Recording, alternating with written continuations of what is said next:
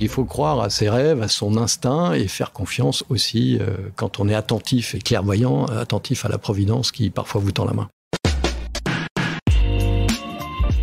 Bonjour à toutes et à tous, je suis Alexandre Mars et vous écoutez Pause, le podcast où l'on prend le temps.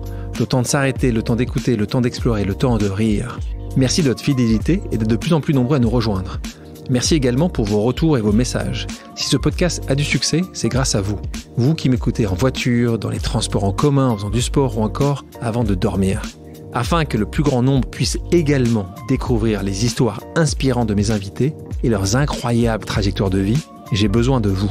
Relayez le podcast sur vos réseaux sociaux et partagez-le avec vos proches, votre famille, vos amis et vos collaborateurs. Vous le savez, chaque épisode de ce podcast est l'occasion de marquer un temps d'arrêt pour aller à la rencontre de mes invités. Ces femmes et ces hommes sont artistes, chefs d'entreprise, écrivains, entrepreneurs, sportifs ou activistes. Et ils ont accepté le temps d'une pause de nous livrer les dessous et les secrets de leur parcours. Nous allons parler de réussite et d'échecs, d'engagement et de mission, d'entrepreneuriat et de défis. Un moment unique et sans concession pour vous inspirer et vous évader. Vous êtes en pause, soyez les bienvenus. Faire briller la ville-lumière en restant un homme de l'ombre, voici le leitmotiv de mon invité d'aujourd'hui. À la tête du Paris Saint-Germain depuis 2011, il a été à l'initiative de recrutements XXL et d'ambitions monstrueuses tout en multipliant par 5 le budget du club en quelques années. Né en Savoie dans les années 60, il grandit à Chambéry avant de continuer ses études à Nice. Après un mémoire sur les JO de Los Angeles en 1984, il se fait repérer par le comité d'organisation des Jeux d'Albertville jusqu'à en devenir le directeur marketing. Après un passage par la prestigieuse université américaine d'Harvard, c'est chez ASO, organisateur historique du Tour de France, qu'il continue sa carrière. Puis, ce sont les raquettes et les terres battues qui lui font de l'œil. En 2001, il rejoint la Fédération française de tennis et dirige Roland-Garros. Quelques années plus tard, en 2006, il intègre le monde très business du football en prenant les rênes du club italien mythique de la Juventus. C'est en 2011 qu'il commence son mandat actuel en tant que directeur général du Paris Saint-Germain. Le temps d'une pause, la pièce maîtresse du club parisien se livre sur son parcours marqué par la passion du sport et du défi entre coups de chance, coups de poker et coups de tonnerre. Bonjour Jean-Claude Blanc. Bonjour Alexandre. Comment tu vas ? Ça va très bien, très heureux d'être là. J'ai appris que ton rêve d'adolescent était de faire de ta passion pour le sport une carrière. Mission réussie, non ? Oui, mission réussie, puisque quand je me projette dans mon fils qui a 17 ans aujourd'hui, et je me dis à son âge, qu'est-ce que j'avais envie de faire ? Mon idole de l'époque était Björn Borg, et je me voyais agent de Björn Borg en train de négocier des contrats pour lui. Et donc, bien qu'étant à Chambéry, sans aucune référence dans le monde du business du sport, cette première projection était là. C'était même être agent. C'était pas toi-même être Björn Borg, parce que tu avais remarqué que tu étais bon joueur de tennis, mais pas assez bon, c'est ça ? C'était assez clair que je n'étais pas Björn Borg, mais peut-être que je pouvais être son agent. C'est étonnant, parce que le monde des agents aujourd'hui est connu, réputé, on en parle beaucoup. Mais dans ces années-là, le monde des agents était quasiment inconnu. D'ailleurs, c'était pas tellement structuré. Pourtant, tu avais eu cette idée-là.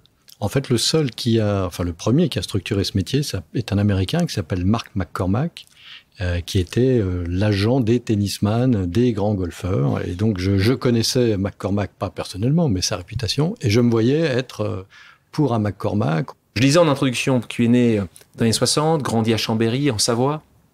Ton papa, Roger, était dentiste, ta maman, Nicole, femme au foyer. Tu as une grande sœur qui s'appelle Ginou. À quoi ressemblait ton enfance ?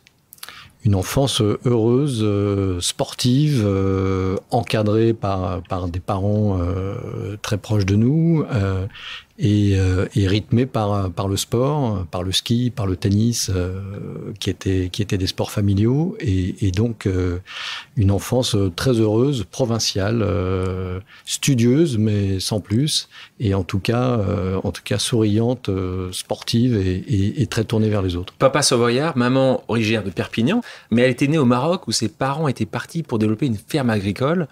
Comment tu considères, toi, avoir profité de cette double culture ? Effectivement, le mariage des taiseux montagnards savoyards avec la chaleur des gens du Sud, ouais. Des pieds noirs qui ont grandi au Maroc, était une alliance un peu de de l'eau et du feu, et qui se retrouvait dans le couple que formaient mes parents. Et donc, j'en ai retenu, je pense, la discrétion que peuvent avoir les Savoyards, et puis sans doute l'envie d'entreprendre que du côté de mon grand-père maternel nous avions, puisqu'il était parti à l'aventure sans rien, pour essayer de se créer un futur au Maroc. Tu disais que tu étais sportif, tu as fait du tennis, j'ai bien compris, évidemment du ski. À un bon niveau, à un niveau régional, départemental ou... À un niveau régional. On était dans un ski club à Chambéry, le TECAM, les touristes chambériens amis de la montagne. Et donc, j'ai passé du temps le mercredi, le samedi, le dimanche avec mon club de ski. Et tu avais le temps quand même aussi de jouer au tennis? Et j'avais le temps aussi de jouer au tennis. C'était vraiment mes deux sports de base et majeurs. Quel type d'enfant, toi, tu étais? Je pense plutôt facile, studieux, nécessaire pour avoir les notes qui permettent de ne pas lever le sourcil des parents et qui te laissent du temps pour faire à peu près ce que tu veux. Et ce que je voulais, c'était beaucoup de sport, un peu la fête avec mes amis, mais disons, j'ai toujours eu un bon équilibre entre une chose et l'autre. Je crois que la fête arrivera quelques années après, je crois bac en poche, tu quittes donc le domicile familial et là tu vas commencer tes études de marketing et d'affaires internationales au sein de la Schema qui est à Nice. Là aussi, ton idée qui était à 16-17 ans d'agent, elle continue à s'affirmer ou là pas du tout?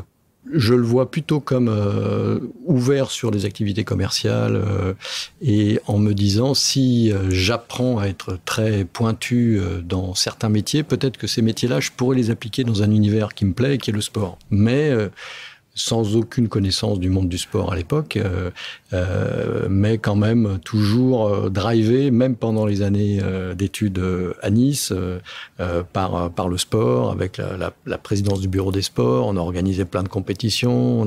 J'ai organisé des classes de neige qui étaient pour revenir à la fête, une joyeuse fête à 20 ans, quand t'emmènes 150 personnes pendant 10 jours avec tes profs faire du ski, c'était plutôt sympa. Et donc toujours cette envie à la fois d'entreprendre, mais aussi tourner vers le sport. Ouais, ce que j'avais lu justement qu'un ancien camarade te comparait plutôt à un roi de la plage qu'un étudiant reconnu pour son assiduité en cours. Et je comprends que t'as essayé de faire un bon mix entre les deux. Ce qui m'a intéressé quand j'ai creusé ton parcours, c'est ce mémoire que tu dois faire. Et donc, c'est une connexion très claire au monde du sport et au monde des Jeux Olympiques, puisque tu dois écrire un mémoire sur l'organisation des Jeux Olympiques. Pourquoi c'était ce sujet que tu as choisi? La vraie histoire est que je termine mes études et que Albertville obtient à ce moment-là les Jeux Olympiques. Et on est en octobre 86. Et donc, je suis savoyard, j'ai fini mes études, je pense être formé, je suis passionné de sport. C'est une évidence. Et ma région, mon département, va organiser les Jeux Olympiques 6 ans plus tard. Et donc, je me dis, c'est une évidence, c'est pour moi. À peu près 500 à 1000 personnes se disent exactement la même chose à ce moment-là. Et donc, les contacts que j'ai avec le comité de candidature, qui n'est pas encore un comité d'organisation à ce moment-là, et de me dire, mon jeune garçon, ok, vous avez envie, vous êtes du coin, vous êtes à peu près formé. Mais qui t'a contacté à ce moment-là? T'as trouvé grâce à ton petit réseau, t'as réussi à rentrer chez, à l'époque, Michel Barnier? Alors exactement, c'était un des adjoints de Michel Barnier, qui était une des chevilles ouvrières de la candidature, qui m'a reçu et qui m'a renvoyé dans mes 22 mètres, comme ils ont renvoyé beaucoup de monde à ce moment-là, en me disant toute la partie business, commerciale, on y pensera dans 1 an, c'est beaucoup trop tôt maintenant. Et donc je leur ai dit, ok, rendez-vous dans 1 an, je reviendrai vous voir dans 1 an. Et je me suis dit, qu'est-ce que je vais faire de cette année? Et je suis parti aux États-Unis pour jouer au tennis. Je jouais encore pas trop mal à l'époque. Et puis pour essayer de rencontrer des gens qui avaient travaillé sur les Jeux Olympiques à Los Angeles, qui avait été des jeux très successful 2 ans auparavant, en 84. Et donc, je me suis dit, je vais partir. Et j'avais une confiance assez forte dans le destin, en me disant, je vais partir, il va se passer quelque chose. Et donc, il s'est passé quelque chose. Et j'ai pris un billet à aller. Et pour faire l'histoire courte, en jouant au tennis en Floride, j'ai joué contre quelqu'un que j'ai battu dans un tournoi, qui m'a dit, écoute, tu joues bien. Si jamais tu viens un jour en Californie, appelle-moi, on jouera ensemble en double. Et je lui dis, ça tombe bien parce que moi, je veux trouver des gens qui ont travaillé sur les Jeux Olympiques de Los Angeles et donc je vais aller en Californie, à Newport Beach, où tu habites. Et il me dit, ok, appelle-moi quand tu viens. 2 mois après, je passe de la Floride à la Californie. J'appelle le contact que j'avais. Il me dit, viens jouer dans mon club, on va jouer un tournoi. Premier tour du tournoi, on tombe contre deux adversaires qu'on nettoie tranquillement. On va boire un coup avec eux après. Et le verre de l'amitié, donc. Et les deux Américains me disent, mais qu'est-ce que fait un Français comme toi en Californie? Qu'est-ce que tu veux faire de ta vie, en fait? Je dis, moi, je cherche des gens qui ont été impliqués dans les Jeux Olympiques il y a 2 ans. Et les deux se regardent en souriant et disent, écoute, moi, j'étais le directeur marketing des Jeux Olympiques de Los Angeles. Et mon camarade de jeu était le patron des villages olympiques. Et donc, cette accroche incroyable du destin, et chaque fois que je raconte cette histoire, on me dit, allez, tu l'as encore un peu embellie. Et bien, pas du tout. Ce n'est pas du storytelling, c'est réel. Et c'est réel. Et donc, cette rencontre a provoqué le lien avec la fondation qui gérait l'ensemble des surplus financiers des Jeux de Los Angeles, et qui était, dans cette fondation, il y avait l'ensemble des contrats commerciaux qui avaient été signés. Donc, je suis allé rencontrer la présidente de cette fondation, qui m'a ouvert un bureau un peu comme celui-ci, et qui m'a dit, tu viens tant que tu veux, aussi longtemps que tu veux. Et donc, c'est à partir de cela que j'ai écrit ce fameux rapport, que j'ai envoyé 7 mois plus tard aux gens que j'avais vus, et qui m'ont dit, finalement, peut-être si vous faites un tour par ici, on a peut-être quelque chose pour vous. Pour les gens qui nous écoutent, quand même, tu as 23 ans, c'est peu de choses, on te dit non, et tu dis, c'est pas possible, tu prends un billet, tu vas, et tu es sûr de toi. En fait, tu doutais pas. Je suis à la fois attiré par les États-Unis, le côté go west et force un peu ton destin. Et puis, j'étais à l'époque assez peu de doute et très convaincu que quelque chose allait se passer. Beaucoup plus convaincu que mon père d'ailleurs, qui m'a dit, mais mon jeune garçon, qu'est-ce qui va se passer là-bas? Commence à travailler. Je lui ai dit, non, je pars. Et il va se passer quelque chose, et incroyablement, il s'est passé quelque chose. Donc, il faut croire à ses rêves, à son instinct, et faire confiance aussi quand on est attentif et clairvoyant, attentif à la providence qui parfois vous tend la main. 7 mois après, tu envoies le dossier, tu reviens en France. Qu'est-ce qui se passe? Ils disent, OK, revenez nous voir. Je suis convoqué à l'entretien. Je viens pas tout de suite, puisque à ce moment-là, j'étais prof de planche à voile en Californie. Donc, c'est plutôt une position confortable. Donc, j'étais assez content de mon environnement à l'époque. Donc, je dis, dans quelques mois, je viens vous voir.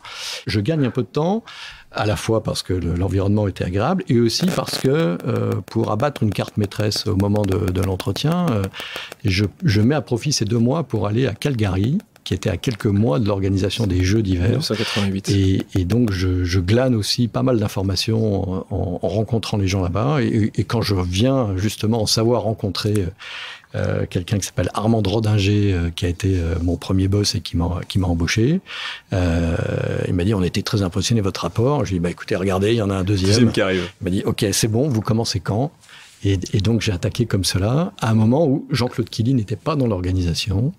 Et Jean-Claude il avait mené toute la candidature, était sorti à un moment pour des raisons personnelles, et est revenu 2 mois plus tard, après que je sois arrivé. Et donc, ça a été pour moi un deuxième choc de rencontrer une personne qui était déjà pour moi quelqu'un que j'admirais beaucoup, et qui m'a appris la plupart des choses que je sais faire aujourd'hui. Donc en effet, c'est pas lui, là aussi, comme le mémoire tout à l'heure, ce n'est pas lui qui t'a embauché, puisque tu as rejoint la candidature quand il n'était pas encore son président. Et donc ça se passe, tu es embauché... Comme quoi? Quel titre t'avais? C'était même pas responsable, c'était chef de produit, c'était chef de mission? Oui, j'étais chef de produit dans l'équipe chargée de générer les revenus. Donc, il y avait une équipe de 6 personnes, et j'étais parmi les 6 au démarrage, bien sûr. Et comme j'étais savoyard, ils m'ont dit, tu vas rester un peu en Savoie, et puis tu vas gérer les partenaires régionaux. Il y en a quelques-uns, et puis bientôt, il n'y en aura plus, parce que les prix vont tellement monter qu'il faudra leur dire gentiment... Désolé, c'est plus possible de continuer avec nous.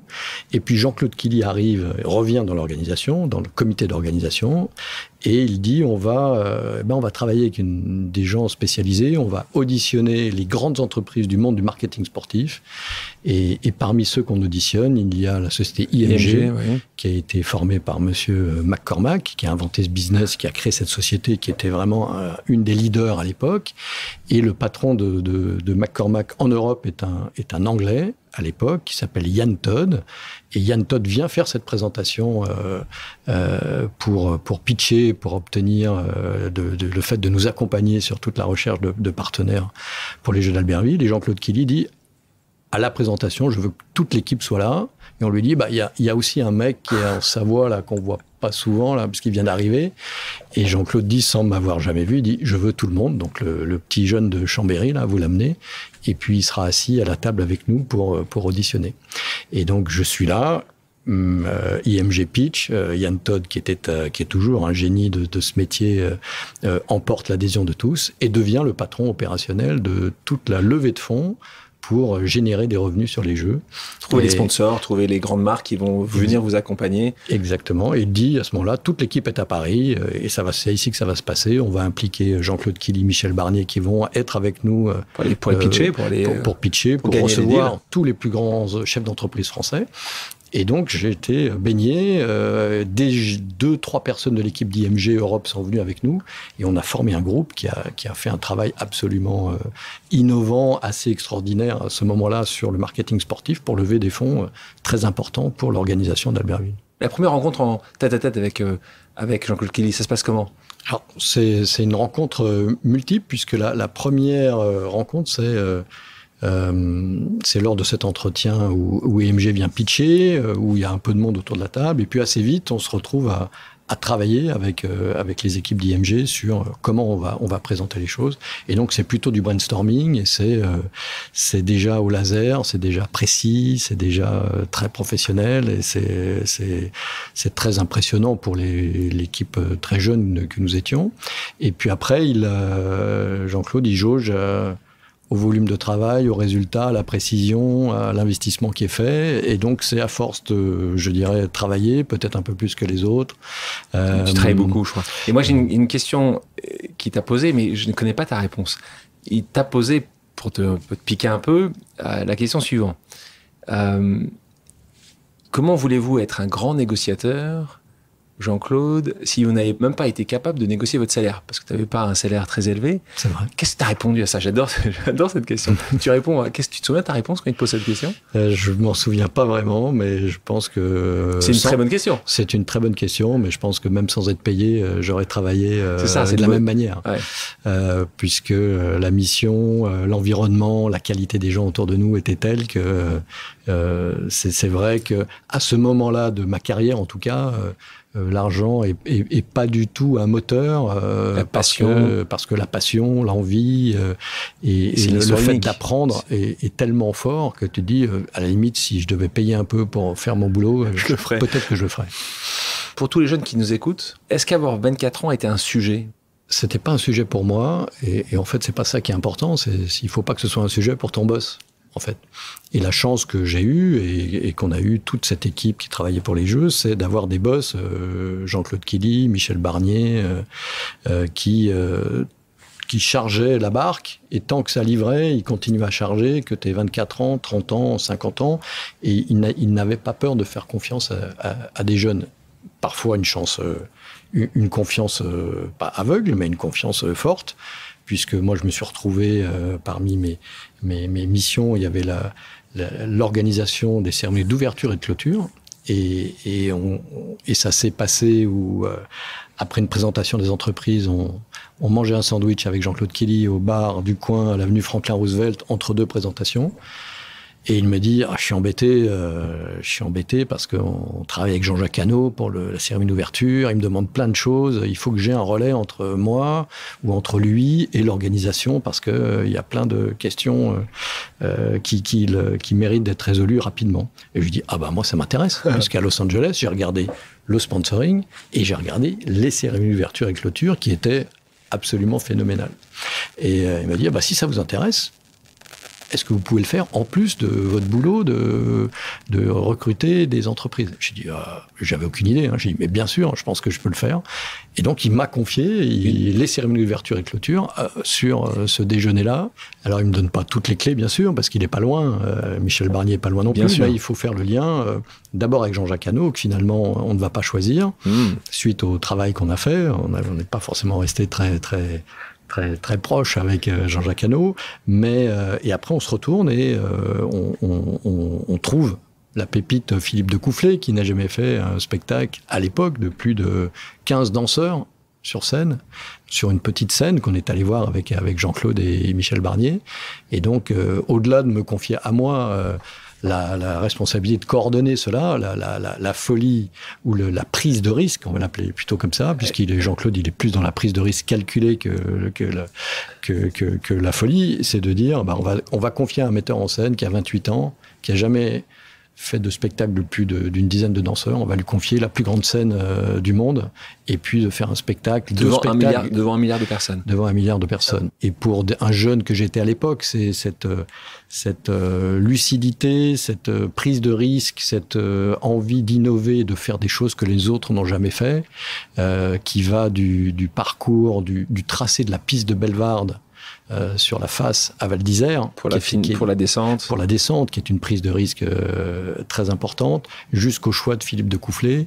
Si ces jeux ont été exceptionnels, c'est aussi parce que la démarche intellectuelle impulsée par les leaders de l'époque, de l'organisation, était de dire: pensez en dehors de la boîte, faites des choses différentes des autres, et nous on est là pour vous arrêter quand la prise de risque est trop importante. Tu parlais de Philippe Descoufflés. Je lui ai demandé de te poser une question pour notre entretien. Il m'a posé la suivante. Quand ferons-nous danser les joueurs du PSG? C'est ça la question de Philippe Descoufflés pour toi. C'est une belle question. D'abord, j'aurais très envie de retravailler avec Philippe, qui est un personnage absolument poétique et génial. Et ce qu'on avait réussi à faire pour les Jeux Olympiques, puisqu'on en parlait, et ce qu'on a essayé de faire dans les autres organisations que j'ai pu traverser, et qu'on pourrait amener dans le football, c'est amener, et surtout parce que nous sommes à Paris, avec le Paris Saint-Germain, amener encore plus l'art, la culture, la poésie française, la touche française. Dans la touche française. Et donc, il y a sans doute des belles choses à faire encore avec Philippe, et je le remercie de cette question. Une fois les Jeux terminés, donc Jean-Claude Killy te propose de le suivre chez ASO, l'organisateur du Tour de France. Toi, tu dis non, moi tu me diras comment ça se passe à ce moment-là. J'ai envie de continuer à faire mes études. Tu as cette volonté, tu considérais que avec ton diplôme d'une école de commerce de Nice, c'était pas suffisant, tu voulais absolument apprendre plus, tu avais une volonté toujours, c'est de l'amour que tu as des États-Unis, cette vision américaine. Et là, à nouveau, tu n'es pas en train de prendre la 5e, 10e, 15e université, tu prends la première université, puisque le MBA d'Harvard est vu comme le meilleur MBA, donc le meilleur master au monde. Tu as hésité? C'est un choix pas facile parce que à la fois j'ai cette envie forte, encore une fois presque une évidence pour moi de me dire j'ai envie d'étudier aux États-Unis. J'aime ce pays, j'aime les universités américaines, j'aime la manière dont le sport est intégré dans ces campus absolument magnifiques. Chaque fois que j'ai eu la chance de voyager aux États-Unis, je passe du temps pour regarder, visiter des universités, et j'avais cette envie en moi de me dire ce serait quand même génial d'étudier là. Première chose. Deuxième chose, on sort de 4 ans, 5 ans d'organisation extrêmement intense. T'es rincé. Et à la fois t'es rincé, puis à la fois tu te dis ça va être difficile de trouver quelque chose qui est aussi passionnant, qui t'emmène aussi haut. Et donc il faut peut-être faire quelque chose de différent, de très challenging, mais de très différent. Et donc je joins ces deux électrodes et je me dis voilà, c'est sans doute le moment. En plus, il va y avoir une fin assez naturelle de cette vie professionnelle puisque l'organisation va s'arrêter. Et au même moment, Jean-Claude Killy me dit écoutez, puisqu'on se vous voit toujours, on se voyait à l'époque, on se voit encore. Écoutez, je vais partir chez ASO qui n'existe pas encore en fait. C'est le groupe Amaury dans lequel il y a le Tour de France et les courses cyclistes. Et le Paris-Dakar qui vient d'être acheté par le groupe Amaury et qui veut synthétiser les deux en disant il y a sans doute quelque chose à faire, à créer un groupe. Et donc Jean-Claude Ira créera ASO et donc il me dit je vais emmener vraiment pas grand monde avec moi, mais vous je vous emmène. Et là je lui dis j'adorerais. Je vous adore, de travailler avec vous, c'est vraiment la meilleure chose qui me soit arrivée et ce qui m'arrivera encore. Et donc, mais je vais pas y aller parce que j'ai posé mon dossier pour être pris, peut-être, et j'ai aucune certitude à l'époque. Mais si je vous dis oui aujourd'hui, je tiendrai ma parole avec vous et je serai très malheureux si jamais je suis accepté. Donc je préfère vous dire non aujourd'hui et courir ma chance. Et donc, il m'a dit, vous savez, si je vais discuter maintenant, soit je discute avec vous, soit sans vous. On ne pourra pas refaire 2 fois la discussion. Et je lui ai dit, écoutez, discutez sans moi, parce que cette envie d'aller à l'Ouest, de retourner à l'Ouest, elle est forte. Et heureusement, donc il a fait son accord avec le groupe Amaury sans moi. Il est parti dans le groupe sans moi. Et moi, j'ai été pris. Mais t'es pris avec une lettre de recommandation de Jean-Claude Killy, quand même. Une autre lettre de recommandation, on en parlait tout à l'heure. Donc, de Mark McCormack. Exactement. Pour faire un dossier à Harvard à l'époque, pour le MBA, il y a tout des essais à remplir, expliquer tes motivations, et puis il faut 3 lettres de recommandation. Et donc, dans ces 3 lettres, il y a Jean-Claude Killy, donc il sait déjà il savait à l'époque que j'avais déjà une envie forte d'y aller. J'ai une deuxième lettre, Mark McCormack, et j'ai une 3e lettre de Juan Antonio Samaranch. Donc j'avais un trio plutôt gagnant, sachant que les lettres, c'est pas juste de dire on aime bien ce garçon, vous devriez le prendre. Ils ont travaillé avec toi, ils ont eu sur le terrain. Il faut passer un peu de temps, donc c'était. Ce qui m'amuse avec Mark McCormack, c'est qu'il avait écrit un bouquin, et ça qui est le plus fun, c'est que tu as demandé quand même d'avoir une lettre de recommandation à une personne qui a vraiment réussi, qui a créé une activité aux États-Unis, comme on l'a évoqué plus tôt, mais qui a aussi écrit un bouquin qui s'appelle Tout ce que vous n'apprendrez pas à la Harvard Business School. Et toi, tu t'es dit très bien, on va le prendre, je suis sûr, et ça a fonctionné. Si tu arrives à définir ce que ça t'a vraiment apporté. Je pense que ça m'a surtout appris à écouter les autres, puisque c'est un concentré on va dire, de bonne énergie intellectuelle avec des gens de milieux très différents, et la technique d'enseignement et l'étude de cas. Et chaque cours est la discussion d'un cas pratique où les étudiants débattent autour de ce cas, animés par le professeur. Et tu t'aperçois que bien que tu aies préparé bien les choses, tu aies lu les 50 à 80 pages qu'on t'a données, réfléchi autour des axes sur lesquels on t'a demandé de réfléchir, tu t'aperçois que tu exposes ce que tu penses juste en intervenant dans ce amphi de 80 personnes qui est le même pour toute la première année. Donc c'est le même groupe de personnes et tu penses que tu as vraiment tué le cas, tu as vraiment trouvé tout ce qu'il fallait faire et que c'était les bonnes orientations que tu donnes. Et après toi, il y a un ingénieur chinois qui prend la parole et qui a vu des choses que tu n'as absolument pas vues. Et derrière cet ingénieur chinois, tu as un trader de New York qui dit écoutez les gars, vous avez rien compris, les chiffres, ça tourne pas vos histoires. Et ensuite, un ancien pilote de F-16 américain qui sort de l'armée et qui dit non, moi, ma vision, c'est différent. Et en fait, tu apprends que sur un même sujet, une même problématique, il y a jamais qu'une seule solution. Et il y a différents angles de vue. Donc, je pense que au-delà de pas mal de techniques que j'ai appris là-bas, bien sûr, mais j'ai surtout appris à écouter, à voir qu'il y a d'autres points de vue que le sien, et puis remettre une petite dose d'humilité parce que il y a des gens très cortexés partout dans le monde. Mais est-ce que tu as vu quand même que ça t'a apporté après quand tu es revenu en France? Un peu une petite gloire, de pouvoir dire j'ai fait Harvard. Est-ce que ça aussi, ça a été, c'est plus le cas aujourd'hui parce que tu as fait tellement de choses depuis, mais tu l'as senti ce moment-là où il y avait quand même un côté un peu gloire, j'ai fait Harvard et les portes s'ouvraient peut-être plus facilement, les gens tu voyais peut-être différemment?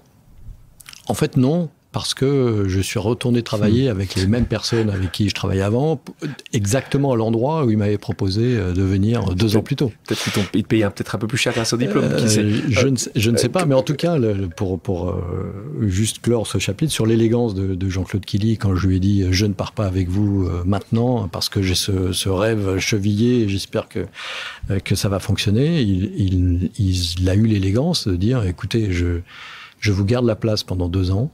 Si au bout de 2 ans, vous voulez revenir, la porte est ouverte. Vous n'avez aucun engagement. Si jamais vous voulez faire autre chose, et effectivement, à la fin d'Harvard, on vient vraiment... Donc, ce que tu décrivais, on vient te draguer sur le campus, les banques d'affaires... T'as hésité, justement?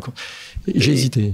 C'était quoi en face? Tu peux nous dire? Oui. Le côté banque d'affaires à New York était assez séduisant. C'était vraiment à la mode à l'époque. Exactement. Et puis, la qualité des profs aux États-Unis, c'est qu'ils sont très ouverts. Donc, tu peux aller voir, tu peux discuter. C'est pas du tout top-down comme ça peut être en France, en tout cas. Et c'est en parlant avec un des profs avec qui j'avais un bon fit de marketing qui m'a dit, écoutez, allez-y, suivez ce que vous sentez à l'intérieur. Si vous sentez à l'intérieur que c'est le sport avec ces gens-là que vous devez faire, suivez votre instinct. Et il m'a dit, de toute façon, l'argent viendra après, si l'argent est un moteur pour vous. Mais en tout cas, suivez votre instinct. Et tu crois à l'intuition, justement ? Tu crois aujourd'hui, ça t'arrive encore régulièrement, et on connaît ton métier aujourd'hui, de suivre ton intuition, justement, d'oublier un peu parfois des chiffres et de dire, et quelque chose que je sens, quelqu'un que je sens, c'est essentiellement des relations humaines, ça, c'est vrai encore ? Oui, je pense qu'il faut pas nier ces sentiments-là. Il faut pas éviter de faire le check nécessaire, faire tourner les chiffres, mais accepter aussi de suivre une route que personne n'a suivie si vous sentez que ça peut être intéressant.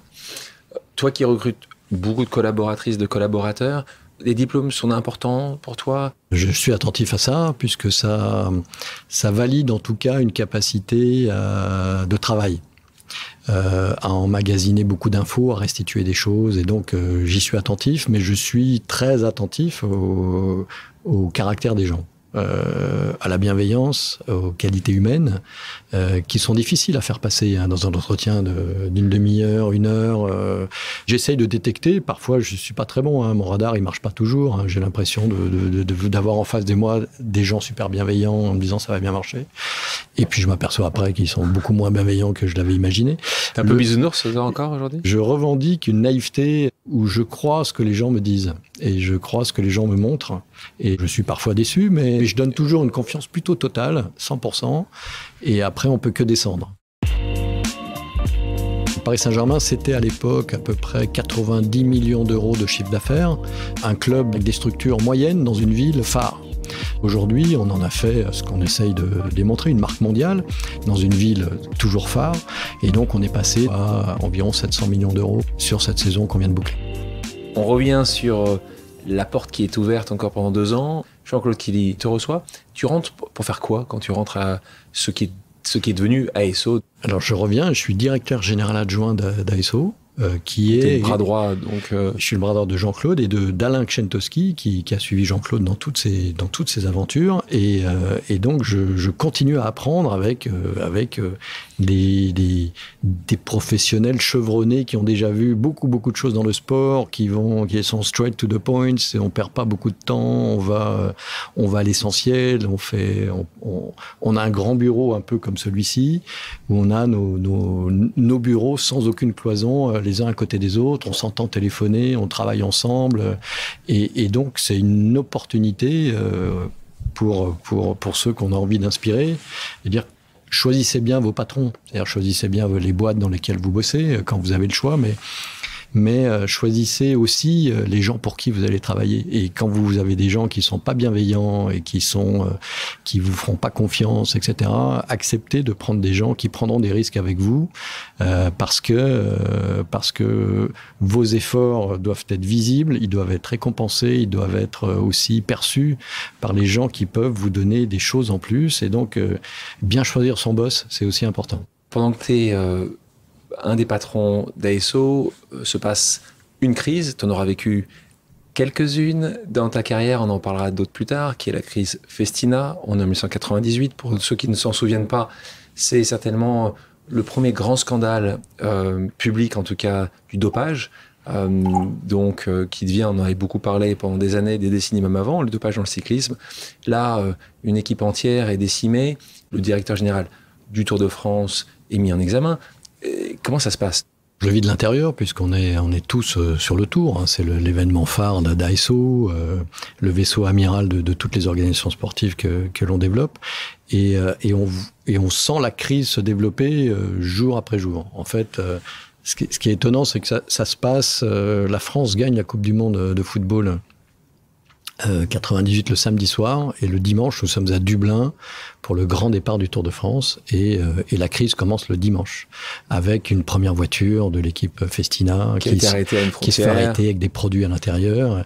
Et donc, on prend les gens de Festina face to face pour dire qu'est-ce que c'est que ça, dites-nous la vérité, dans une pièce comme celle-ci. Et donc, on nous ment les yeux dans les yeux. La main sur le cœur, la main sur le cœur. Et donc, on emmène cette crise-là qui se dégrade, qui se joue dans la presse d'abord, avec très peu d'informations de notre côté. Et donc, on apprend, ce que j'ai appris de ça, c'est dans une crise, tu n'as pas toutes les informations pour prendre des décisions. Mais il faut les prendre. Mais il faut les prendre. Il y a une information, il y a une enquête qui est en place et on ne te tient pas informé de l'enquête policière. Tu n'as absolument aucune information. Le tour se déroule, le tour avance, la presse annonce d'autres perquisitions. Ils ont des informations avant toi. Et les informations sont dans la presse, tu ne sais pas si elles sont vraies ou pas. Et donc tu attends un moment pour avoir une information la plus précise possible pour prendre ta décision.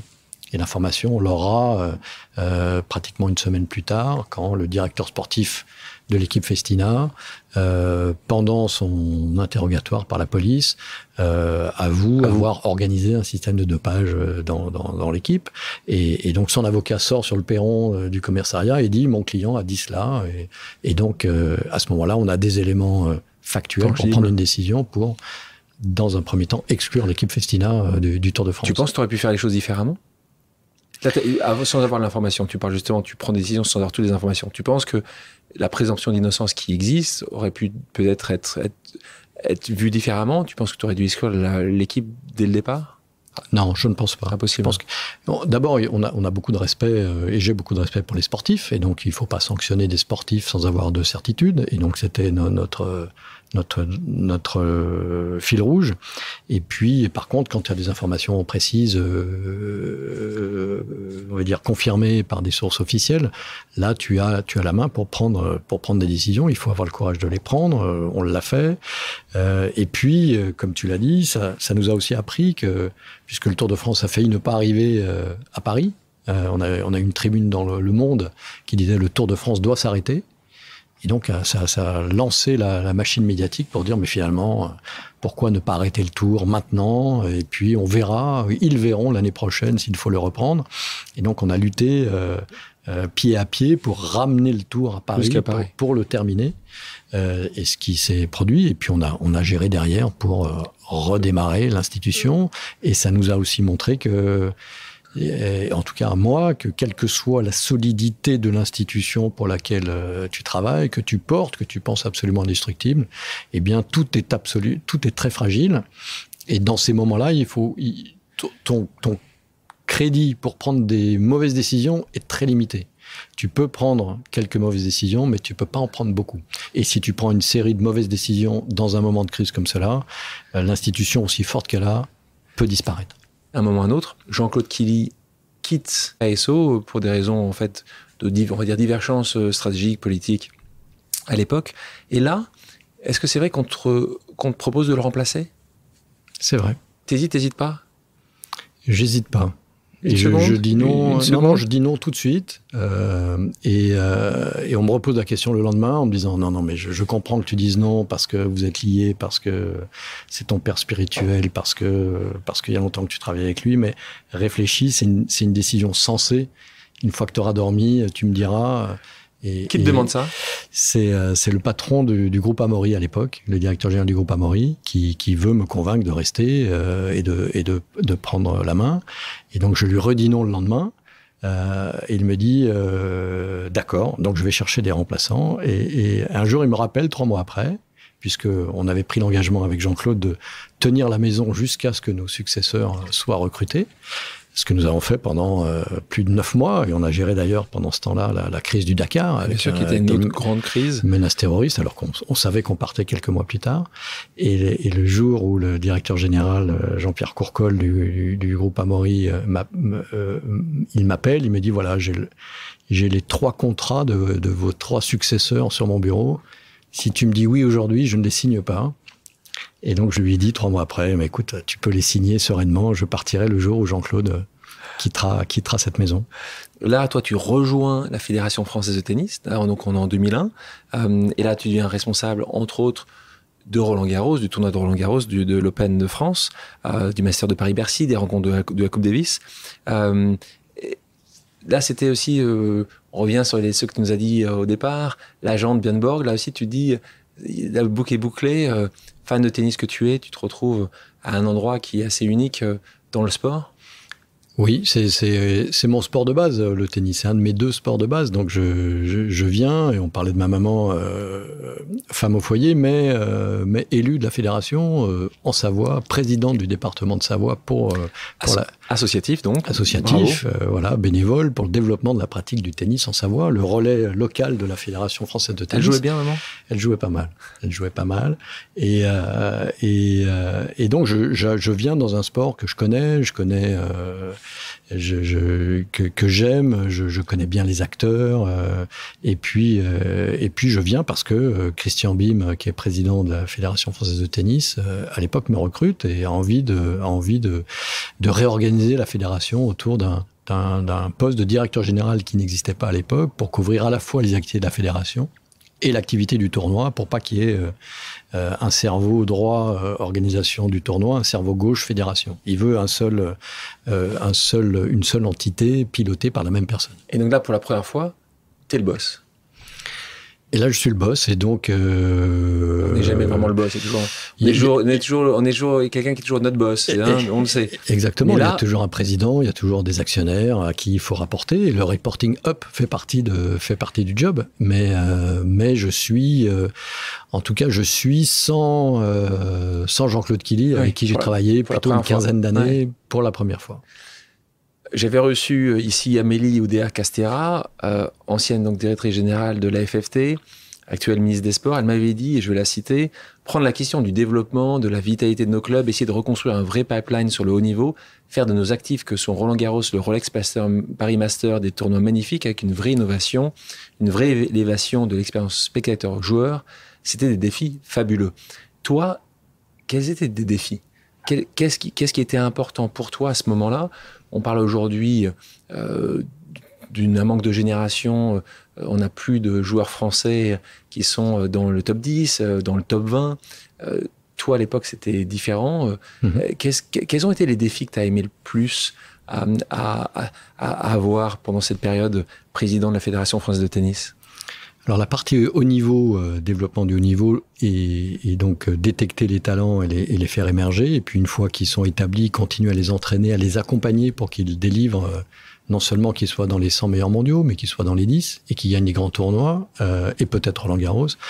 Ça a été une rencontre aussi avec Patrice Dominguez, qu'on a fait revenir. DTN, donc directeur technique national. DTN, avec son expérience, son intelligence, et donc ça a été une expérience formidable.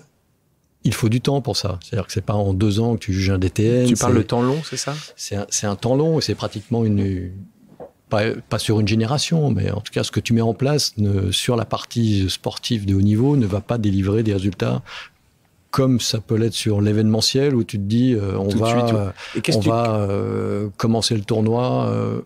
Pourquoi est-ce que ce tournoi commence un lundi d'ailleurs ? Tous les grands événements sont le week-end, et donc faisons à Roland-Garros comme pour les Jeux Olympiques, au lieu de faire 2 semaines de week-end, on va faire 2 semaines, 3 week-ends, et on a été à ce moment-là le premier et le seul toujours Grand Chelem qui commence un week-end, qui commence un dimanche matin, et donc on a pris la décision et négocié à ce moment-là le fait d'étaler le premier tour sur 3 jours, dimanche, lundi, mardi, plutôt que sur 2 jours.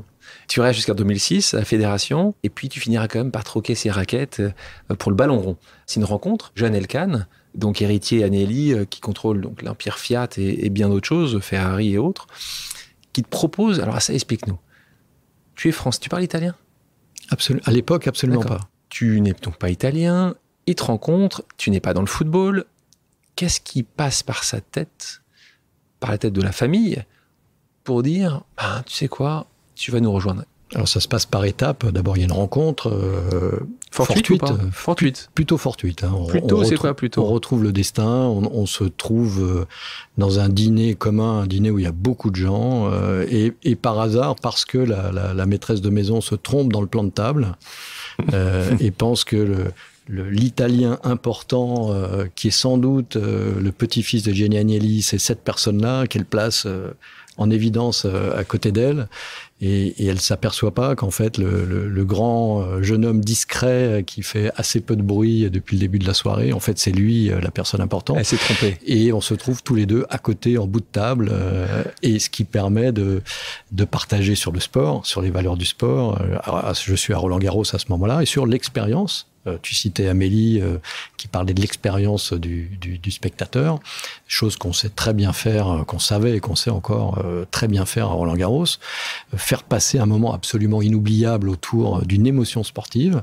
Et donc on a beaucoup parlé de ça pour dire comment amener cette expérience positive, finalement, quel que soit le résultat, amener ça dans le monde du football. Et je pense que c'est ça qu'il a accroché pour dire, finalement, cette expérience-là, cette manière différente de voir les choses. Mais quand tu lui parles, est-ce qu'une seule seconde dans ta tête, tu te dis, il va me proposer un job? Absolument pas. Zéro. Je sais qu'il est patron de la Juventus de Turin, bien sûr. C'est important d'avoir dans des gens qui peuvent te connaître. Il y a un intérêt de réseau. Mais pas une seule seconde, tu lui fais le pitch pour qu'il te propose un job. Pas une seule seconde. Je lui parle de ce que je ressens fortement, qui est de dire l'expérience du fan, elle est primordiale dans la construction d'une marque importante et du lien affectif entre un club ou une organisation ou un tournoi avec ses spectateurs ou avec ses clients. Donc j'en suis intimement convaincu. Peut-être que je le fais passer avec un peu d'enthousiasme. Mais donc après quelques autres interviews, la famille Agnelli, qu'est-ce qu'ils te proposent comme job? Il me propose d'abord de rentrer au conseil d'administration. Administrateur d'abord. Donc je deviens administrateur de la Juventus de Turin, non opérationnel, pendant 1 an, alors que je suis toujours...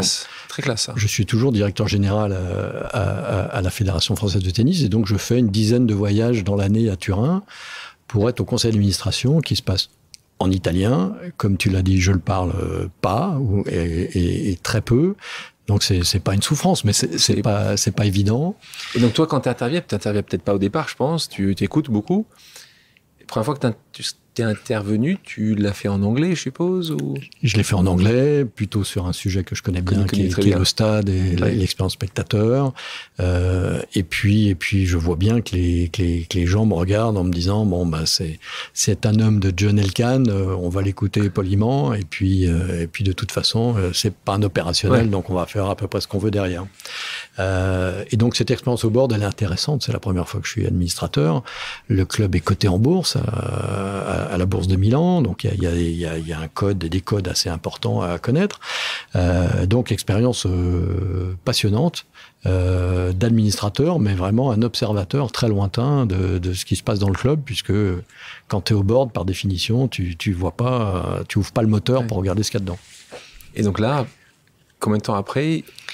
Et un an plus tard, John décide de changer le management complet du club et me demande à ce moment-là de devenir administrateur délégué. Administratore delegato, ça veut dire que tu as tous les pouvoirs du conseil pour administrer le club et le gérer de manière opérationnelle. Et donc, il me propose de devenir administrateur délégué du club, ce que je vais commencer à faire pendant 5 ans. 2 questions. T'as hésité à nouveau entre ce... J'ai hésité parce que... Changement de vie complet pour la famille? Oui, parce que la famille, les enfants petits... Ta femme était pour ou contre? Ma femme était pour. Elle a été toujours volontaire et bienveillante. Elle t'aime, mais ça dure. Hein. Et j'espère que ça dure. Ça dure en tout cas, c'est sûr. Et que ça durera, mais elle a été formidable pour m'accompagner. Mais c'était un changement de vie. Donc effectivement, on part un peu dans l'inconnu, dans un club... dans une énorme institution, une institution qui est en grande difficulté à l'époque, puisque elle est en train d'être reléguée en 2e division, et donc tu ne sais pas si tu pars pour 1 mois, 6 mois, 1 an ou plus, et tu te dis bon, statistiquement ça pourrait durer, ça pourrait être assez bref. Quand tu arrives, la plus grande crise qui a connu la Juventus, puisque c'est extra sportif, parce que ton prédécesseur est pris, si c'était dans la main, dans le sac, en tout cas, c'est des écoutes téléphoniques où il y aurait eu des matchs truqués, un accord avec des arbitres. Ça s'appelle Calciopoli. Pas mal. Qu'est-ce que tu fais là? Là, tu fais là. Et là, c'est les médias entiers qui se ruent là-dessus, et relégation en deuxième division, ce qui n'était jamais arrivé.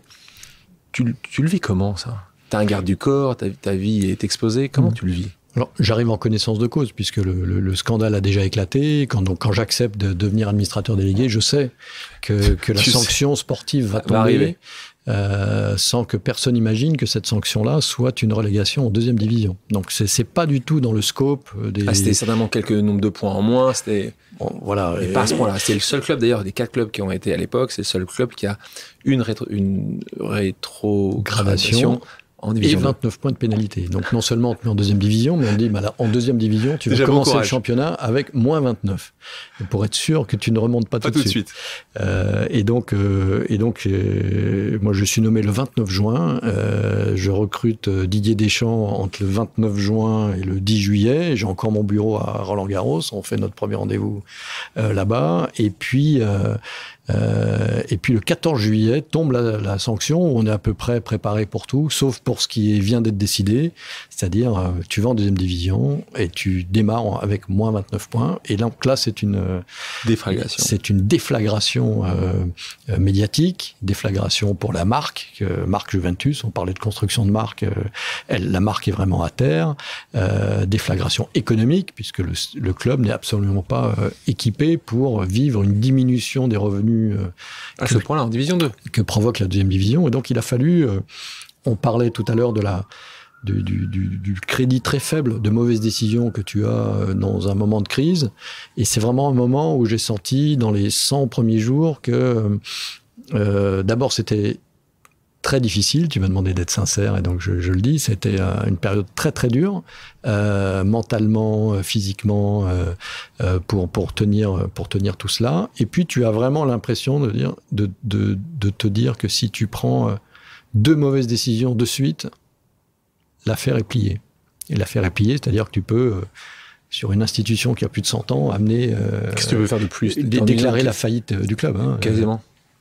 Et on n'est pas passé loin. On n'est vraiment pas passé loin. Même avec les Elkann, même avec la famille Agnelli derrière? Oui, parce que il y avait un tel problème de confiance, il y avait un tel gouffre économique entre la Juventus. C'était le club qui gagnait tout en Italie. Il y avait au moins 5 joueurs champions du monde qui venaient d'être champions du monde quelques semaines avant. Hein. Ils ont levé la Coupe du Monde quand l'Italie nous a battus en finale. Ils sont revenus 3 semaines après dans le club. Et j'étais en train de leur expliquer à Del Piero, à Buffon, qu'on allait jouer en deuxième division et qu'il fallait qu'ils restent pour nous aider à remonter. Et donc... Buffon est resté? Del Piero est resté, Buffon est resté. Quelques autres sont... Ils ont resté en baissant leur salaire? Camoranesi est resté. Non, on a maintenu les salaires. Donc le deal était, vous restez, vous nous aidez à remonter, mais on maintient les salaires. Quand Didier Deschamps, qui est un coup de maître de ta part, et lui d'avoir accepté, il hésite quand il apprend que c'est en division 2 ou une seconde ou... Il hésite pas, mais on est un peu choqué. On est allé dîner le soir tard de la décision. Et là, tu es un peu groggy et tu te fais ton équipe en deuxième division et là, tu t'aperçois que le chemin va être vraiment très très long. C'est une année de la vie. Et Didier a eu cette intelligence et cette ténacité de se dire ok, c'était pas forcément sur l'écran radar, mais on va faire quand même.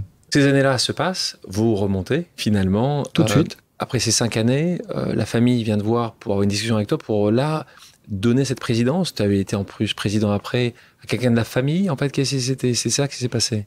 En fait, donc j'ai été nommé administrateur délégué en même temps qu'un président du conseil d'administration qui était un Italien qui a été nommé pour 3 ans. Et au bout de ces 3 années, dans un point que nous faisions avec John Elkann, John me dit, je pense que nous n'allons pas renouveler le président et je pense que tu devrais garder ton poste d'administrateur délégué et prendre le rôle de président en plus. Et donc, t'es pris entre la fierté qu'on te propose ça. En même temps, tu commences à entrevoir la difficulté forte de la surexposition que tu vas avoir. Et peut-être que voilà, ce moment d'introspection, d'absence d'humilité, de dire je dois pouvoir y arriver. Je peux tout faire. C'est dur de refuser, hein, c'est dur de dire non. J'ai essayé de convaincre John de mettre son frère parce que je pense que son frère Lapo ferait un président exceptionnel. Et donc, il me nomme président. Et un an plus tard, il me dit, écoute, cette présidence que je t'ai donnée, j'en ai besoin. Parce que mon cousin, c'est la famille, voilà, on va revenir de manière un peu plus présente dans les affaires. Et donc, il faut que tu restes administrateur délégué, mais que tu relâches le poste de président. Ce que je fais bien volontiers, ça faisait partie du deal de départ. Et donc, je commence à travailler avec Andrea Agnelli, qui fait partie de la famille qui est aussi propriétaire du club. Son père avait été président, il en est le président, et donc là, on commence à bosser ensemble. Tu as une petite lumière qui se dit, tiens, c'est peut-être le moment j'ai fait 5 ans, c'est peut-être le moment de trouver autre chose. Je pense que ça déclenche un compte à rebours où tu te dis, bon, finalement, on a redressé le club, on l'a ramené, on a réglé la plupart des problèmes, on l'a relancé. C'est assez légitime que les propriétaires qui ont envie de le piloter le pilotent totalement, même si ce compte à rebours, il va durer quand même 15 mois. Ouais, pendant 15 mois, on va travailler ensemble. Mais là, tu te poses la question, mettons de côté le PSG, quand tu arrives en 2010, tu te dis quoi? Tu te dis, quand tu passes un peu de temps avec tes proches, tes familles, ta femme, et que tu te dis, tiens, comment tu te projettes? Tu te dis, ça serait quoi la prochaine grande étape? La première question qu'on se pose, c'est où est-ce qu'on a envie de vivre? D'accord. En fait. Et l'Italie reste plutôt au sommet de la liste. Et donc, on regarde des opportunités en Italie. Et de quoi, hein, c'est un beau pays. C'est un beau pays qu'on a adoré et qu'on adore toujours. Et donc, dans le football, il y a des opportunités, il y a des discussions qui se passent. Tu discutes. Tu discutes avec quoi? AC Milan, c'est à qui que tu discutes à ce moment-là? Il y a prescription aujourd'hui, on peut le dire. Oui. Je discute avec Monsieur Moratti, qui est propriétaire de l'Inter de Milan. Tu discutes avec l'Inter de Milan. Qui est le grand ennemi de la Juve, qui pendant les années où la Juve reviennent au top, c'est l'Inter de Milan avec Mourinho entraîneur qui gagne les trophées. Et donc les deux groupes de supporters sont très opposés. Et au moment où je sais que je vais partir, j'appelle quelques personnes en Italie pour dire voilà, ça va, je vais bouger, pas forcément pour créer une opportunité, mais juste pour les remercier de la qualité des rapports qu'on avait eus. Et Monsieur Moratti, qui était propriétaire de l'Inter, faisait partie des gens, alors que les médias nous montaient les uns contre les autres.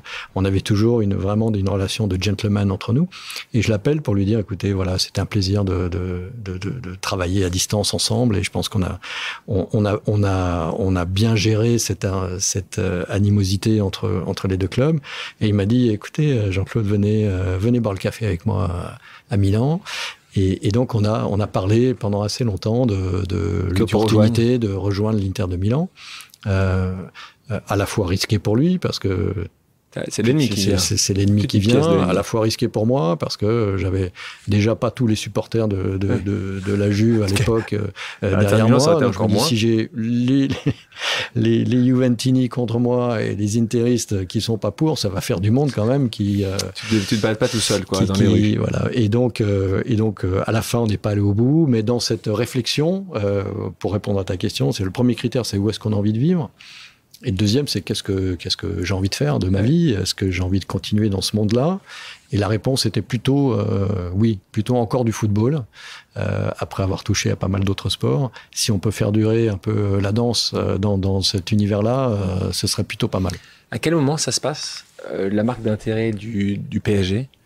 C'est un appel, c'est un contact, quel est le lien qui te connecte avec le PSG? Qui à ce moment-là, donc on revient sur Qatar Sport Investissement, qui prend possession, qui rachète donc le PSG. C'est quoi le lien?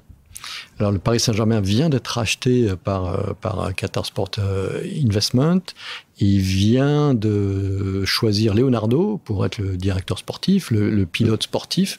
Et Leonardo, je le connais puisqu'il était à l'AC Milan, une des chevilles ouvrières du club, entre le recrutement, la fondation du Milan AC, et puis même encore une fois où les clubs ont plutôt tendance à s'opposer. On a toujours eu tous les deux pendant ces 5 années des relations plutôt cordiales, de gentleman. Il est charmant, très charmant, il parle français. Voilà, on essaye de... Très urbain. Et et on s'entend bien, mais sans être amis, mais on s'entend bien. Et donc, il est nommé à Paris. Et je lui envoie un petit message pour lui dire, écoute, félicitations, tu viens d'être nommé à Paris. Si tu as besoin d'un coup de main pour des contacts un peu institutionnels en dehors du foot, sur Paris, j'ai un réseau plutôt fort. N'hésite pas à me demander si je peux t'aider. T'as un message, il y avait un message un petit peu. Il y a un petit message derrière. Il y a un petit message derrière et Léo m'appelle et me dit, écoute, moi je suis là pour le sport, mais tout le reste qui n'est pas le sportif, moi je suis pas là pour faire ça et je ne veux pas le faire et je ne sais pas le faire. Et donc, est-ce que tu veux que je parle de toi aux nouveaux propriétaires? Je lui dis, écoute, je sais pas, ça pourrait pas faire de mal. Et donc, et je sais qu'en même temps, eux sont à la recherche d'un manager pour piloter les choses. Je sais qu'ils sont en train de croiser des listes, donc je n'ai pas l'histoire finale. C'est Nasser qui doit l'avoir lui. Nasser le président, donc. Nasser le président de QSI, le président du Paris Saint-Germain. Et donc, en recroisant les histoires, je sais que j'apparais sur quelques-unes de leurs listes de leur côté. Et en même temps, Leonardo dit, tiens, il y a un mec que je connais, il est français, il a déjà piloté un grand club. Est-ce que tu peux expliquer ce qui est ta journée, ta semaine, ton mois? Qu'est-ce que tu fais pour le PSG? PSG multisport, c'est qu'on en parle, c'est pas uniquement le football. Est-ce que tu peux nous décrire ça en quelques phrases? Alors, les deux grandes missions du Paris Saint-Germain, c'est de construire des équipes dans les différents sports dans lesquels on intervient, capables de gagner tous les titres sur tous les terrains. Premier grand objectif. Tu peux nous donner les sports que... Donc le Paris Saint-Germain, c'est du football masculin, c'est du football féminin, c'est du handball masculin, c'est du judo et c'est du e-sport. On fait de l'e-sport sur différents continents. Et donc, c'est construire des équipes compétitives et le grand objectif, gagner des trophées dans toutes les compétitions. Et le deuxième, c'est construire une marque mondiale de sport. Et donc, pour répondre à ta question, mon rôle, il est surtout sur la deuxième partie. Construire la marque mondiale, ça veut dire piloter l'ensemble des revenus du club, piloter l'ensemble du développement international du club, couvrir la partie juridique sur les contrats des joueurs. Donc je ne choisis pas les joueurs, enfin en tout cas le directeur général ne choisit pas ni les joueurs ni l'entraîneur, mais au moment quand on se dit il y a une opportunité pour que Lionel Messi vienne à Paris, il faut rencontrer ses agents et on a quelques jours pour faire le contrat. C'est toi qui dis colle.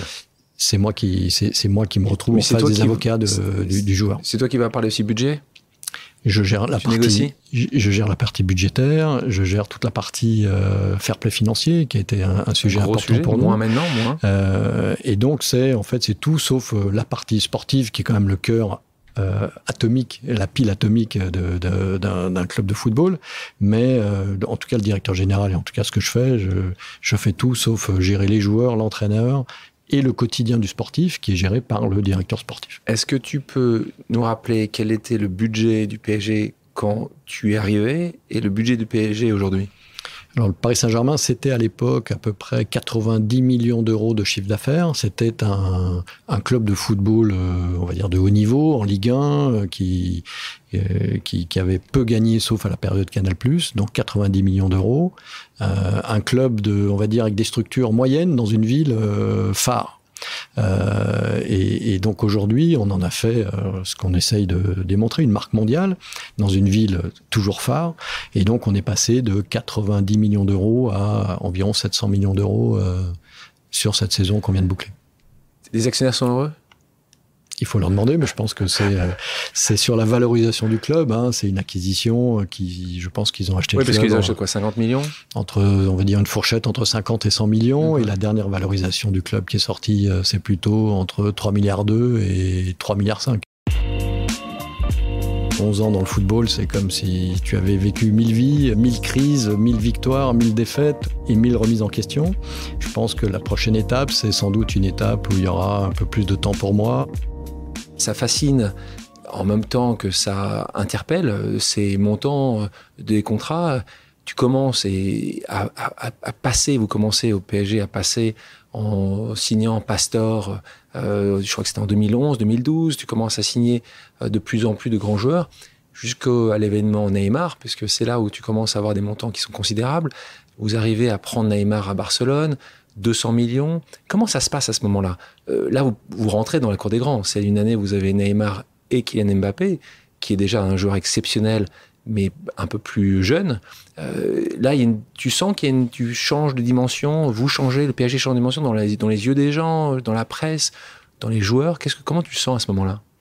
D'abord, il y a une volonté de l'actionnaire très forte, et le drive de Nasser Al-Khelaifi de dire voilà, on va passer un cap, on va encore accélérer, et donc on fait 2 opérations, les 2 plus gros transferts de l'histoire à 3 semaines d'écart. Neymar début août, et Kylian fin août. Rappelle-moi les montants. Alors Neymar, la clause était publique, était à 222 millions d'euros pour le sortir du Barça, et donc on l'a sorti pour ce montant-là. Et Kylian de Monaco, où il jouait, qui était à Monaco, et on a fait une opération qui était à 145 millions d'euros plus 35 millions le jour où tu le re-signes. Et donc une opération à 180 millions d'euros c'est ce qui a été annoncé après la signature. Comment tu arrives à définir justement la volonté de l'actionnaire de faire du PSG la marque numéro 1 du football dans le monde? Alors, elle n'est pas sans limite, puisqu'elle est raisonnée. C'est traité comme un investissement stratégique, comme ils en ont d'autres. C'est totalement drivé par Nasser Al-Khelaifi, donc c'est lui qui impulse cela. Et je pense que l'investissement football, et c'est lui qui en parlerait mieux que moi, mêle à la fois la passion, l'intérêt pour ce sport, et en tant que d'abord comme fan, et puis la puissance médiatique que représente le football.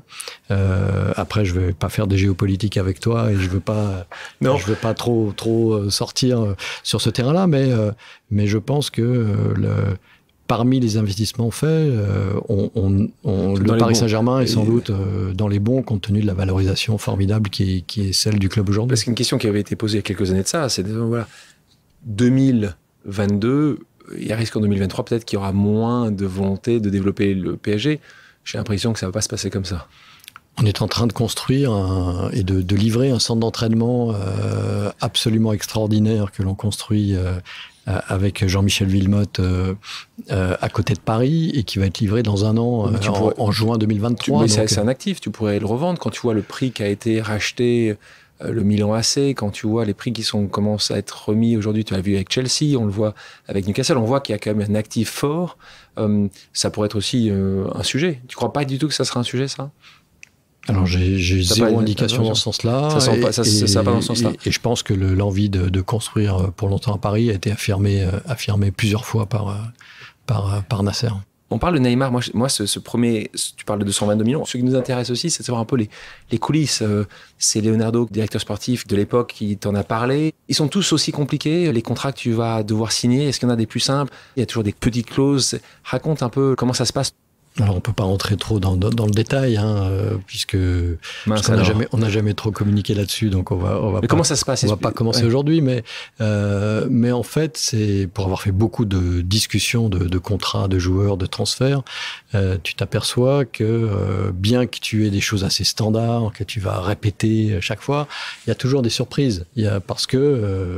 Parce que le droit d'image évolue, parce que les joueurs sont de plus en plus des entreprises individuelles jouant un sport collectif, qui sont approchés par des plateformes pour faire des mini-séries, parce que ils ont leur propre réseau de partenaires aujourd'hui, qui rendent finalement la discussion autour des contrats de plus en plus technique, notamment sur la partie des droits d'image, c'est plutôt à la mode en ce moment, des droits collectifs, des droits individuels associés, des droits individuels non associés, on rentre un peu dans la technique, et puis on parle beaucoup de fiscalité, parce que la fiscalité elle est importante en France sur des salaires comme ça. Le joueur et son entourage raisonnent en net, c'est-à-dire qu'est-ce qui me reste à la fin de la fête, une fois que tout est payé, qu'est-ce qui me reste dans la poche, parce que j'ai une proposition en Allemagne où les charges sociales sont capées, à Monaco ou en Angleterre, et donc je vais comparer le net l'un avec l'autre. Et donc on est devenu des grands spécialistes de fiscalité internationale, de voir quand un joueur a joué la moitié de l'année en Italie et qui vient en France, comment gérer la double imposition, où les Italiens vont demander à fiscaliser le joueur sur la partie française. Donc c'est bien que cette discussion soit toujours standard, on s'aperçoit que chaque contrat permet d'innover et de développer des points nouveaux. Tu parlais de Messi tout à l'heure. Là aussi, on est sur un coup incroyable. C'est une très belle opération parce que d'abord c'est une opération un peu fulgurante, rapide, une opportunité, une porte qui s'ouvre. Barcelone qui ne peut pas signer avec lui, limité par sa propre ligue, qui lui met des contraintes que Barcelone était sans doute assez convaincu de pouvoir faire sauter, mais qui au dernier moment ne saute pas. Donc le joueur devient disponible et je pense qu'on est les plus rapides et les plus pertinents pour avancer sur ce dossier. En parallèle de cela, on développe immédiatement un projet commercial autour de son arrivée, comment générer des revenus supplémentaires avec un joueur qui doit délivrer des performances sur le terrain, mais qui est une icône mondiale du football et qui qui vient intégrer sa propre marque à l'intérieur de cette marque mondiale que tu es en train de créer. Et comment faire un leverage complet sur cette opportunité. Je pense qu'on est assez adroit sur la partie business et la partie développement de marque et on a été très efficace sur l'opération. Quelques questions pour toi. Là, le directeur général du PSG, certains grands clubs européens ont voulu faire cessation, scandale. Ils se sont dit on va faire une ligue entre nous, les petits clubs de côté. Qu'est-ce qu'on a pensé quand tu as vu ça arriver, considérant le PSG qui est un de ces grands clubs, mais on a senti une aversion de certains clubs pour le PSG, pour certains clubs qui seraient les nouveaux clubs. On parle de Manchester City, qui sont des nouveaux clubs plutôt dans la hiérarchie, mais plus anciens parce que de l'argent et en tout cas une puissance nouvelle.